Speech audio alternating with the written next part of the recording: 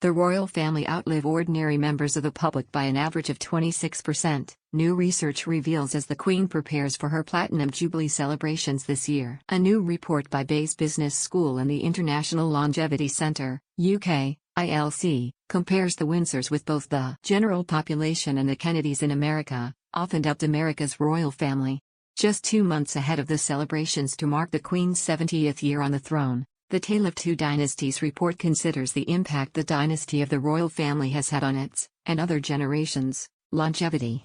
The research, carried out in partnership with the International Longevity Centre, ILC, finds that the royal family outlived the general population by 26%, meaning for every 100-year-old royal, the average person could expect to live to an age of 74 years. Nevertheless, the gap has been closing in line with general improvements to life expectancy, which now stands at just over 81 years in the UK. The Queen, 95, is the third Windsor to exceed the age of 95. Prince Philip died last year at the age of 99, while the Queen Mother lived to the age of 101.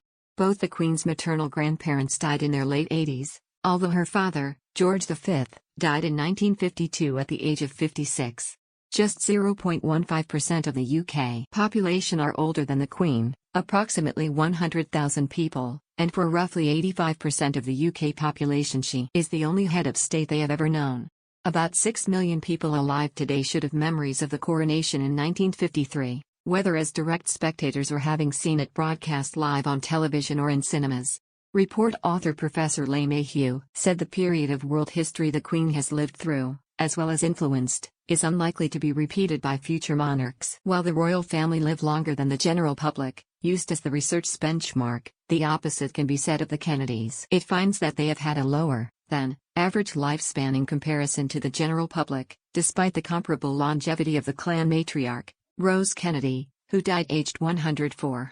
Professor Mayhew puts this down to factors including the impact of the so-called Kennedy curse. This refers to a series of unrelated deaths and tragedies over a 75-year period, including the assassinations of former U.S. President John F. Kennedy in 1963, and of his brother Bobby in 1968.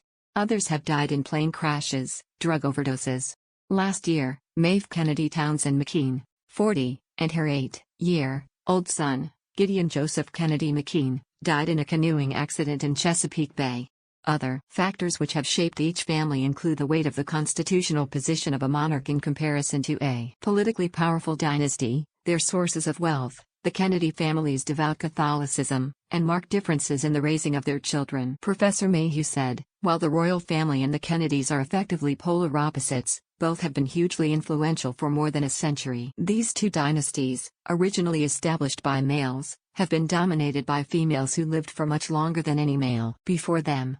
He added, it is incredible that only 0.15% of the British population are older than the Queen, whose reign has spanned over an extraordinary period of history and change.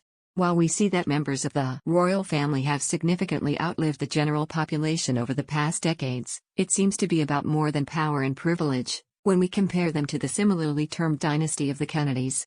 The length of both dynasties matters. That both Her Majesty the Queen and Rose Kennedy lived for so long is hugely significant in the influence they had and are continuing to have on their respective societies.